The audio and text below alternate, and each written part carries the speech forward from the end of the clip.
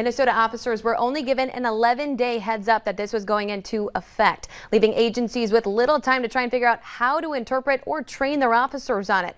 And because we're a border city, both Fargo and West Fargo Police, as well as the Cass County Sheriff's Office, say they have suspended all operations in the state of Minnesota for the foreseeable future, because without the proper education on the new law, both public safety and officer safety are at risk.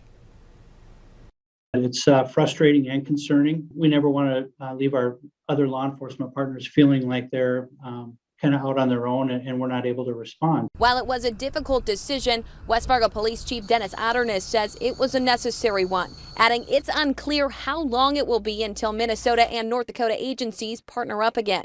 These are high risk, typically high liability situations, and we have to have our staff properly trained before we ask them to go out and do that very difficult job that they have to. And I certainly don't want to send one of our officers over there who was involved in a deadly force scenario and is found later, well, you're in violation of Minnesota law, and now you're going to be charged with a crime, where if the same situation had happened in Fargo, they would not be charged with a crime. The change means for the time being, if a critical incident happens on the Minnesota side, there will be 18 less members on the SWAT team, 5 less on the bomb squad, and 4 fewer members on the Metro Street Crimes Unit. Can you train someone to understand 2 different deadly force legal standards in a second? Lives are at stake here. And as tough as it is, Fargo Police Chief David Zabolski says there will be no exceptions made, saying his officers' safety and ability to lawfully navigate the new statute in high-stress situations is top priority.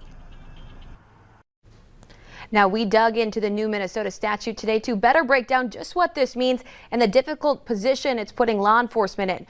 Now, previous to this new law, Minnesota officers were able to use deadly force when they felt that there was an apparent threat. But Clay County Attorney Brian Melton says that's no longer. And instead, officers must go through a 3-part test before using any force, all while in the middle of intense and many times life or death situations. Take a listen.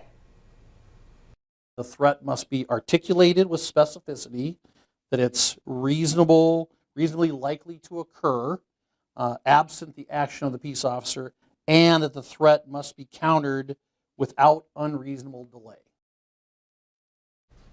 Now, if that didn't make any sense to you, you're not alone, as officers on both sides of the river say they feel the same, saying they don't feel like the new law is practical at all, especially when going into situations with armed or suicidal individuals. And if they go and engage that person, and that person is holding a gun to their own head, but then they suddenly point it at the officer, and that officer chooses to engage, now that officer is in trouble or is in violation of this statute. Because they can't use deadly force to control an individual. Grand Forks police tell me they are currently in the same boat as the agencies here in the metro, but say at this time they have not formally decided how they will or will not assist their Minnesota neighbors.